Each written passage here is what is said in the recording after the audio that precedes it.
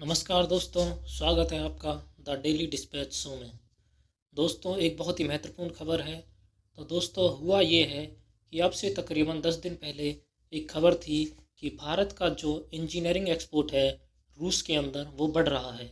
और पिछले साल के मुकाबले इस साल सिर्फ दिसंबर के महीने तक ही हमने जो इंजीनियरिंग गुड्स है वो पिछले साल के मुकाबले 2 गुने से ज़्यादा के एक्सपोर्ट कर दिए हैं।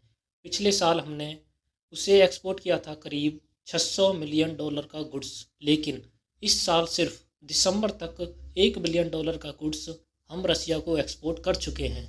और क्योंकि ये आंकड़ा दिसंबर तक है और हमारा फाइनेंशियल ईयर 31 मार्च तक चलेगा, तो हमारे पास जनवरी फरवरी मार्च पूरा पड़ा हुआ है। हम इस आंकड़े को 1.5 बिलियन डॉलर तक पहुंचा सकते हैं। लेकिन ये तो कुछ भी नहीं। अब जो मैं इसमें जोड़ने चाह रहा हूँ वो तो अमेरिका और पश्चिमी देशों पर बम गिरने के बराबर है। ऐसा क्यों? क्योंकि रिपोर्ट निकलकर सामने आई है कि इस साल भारत के रूस को जो एक्सपोर्ट हैं वो ऑल टाइम हाई पर चले गए हैं। यानी कि आज तक के इतिहास में हमने रूस को इतना सामान कभी नहीं बेचा, उनकी मार्केट में कभी एक्सपोर्ट नहीं किया जितना कि इस साल करने जा रहे हैं। दरअसल अनुमान यह है कि फाइनेंशियल ईयर 2023 जो कि अब 31 मार्च को ख़त्म हो जाएगा, यानी कि अगले महीने तक भारत के रूस को एक्सपोर्ट 4 बिलियन डॉलर के पार जा चुके होंगे। यानी कि 32,000 करोड़ रुपए से ज़्यादा का सामान हम रूस को एक्सपोर्ट कर चुके होंगे। और सबसे महत्वपूर्ण बात, आपको लग रहा होगा कि 4 बिलियन डॉलर क्या है, लेकिन यह जो पेमेंट होगी यह भारतीय रुपए में सेटल की जाएगी। और यह बहुत ज़्यादा बड़ी बात है भारतीय रुपए के लिए, क्योंकि इससे भारतीय रुपया 4 बिलियन डॉलर तक सर्कुलेशन में आ जाएगा। और भारतीय रुपए जैसी करेंसी के लिए इतनी बड़ी मात्रा में सर्कुलेशन में आना, यानी कि मार्केट में ट्रेड होना, इसका मतलब इसकी वैल्यू में बहुत ही बम्पर इजाफा होगा। हालांकि आपका सवाल यह होगा कि वह भारतीय रुपए में पेमेंट क्यों देंगे। तो इसका कारण यह है कि भारत पिछले 3 सालों से रूस से कच्चा तेल खरीद रहा है।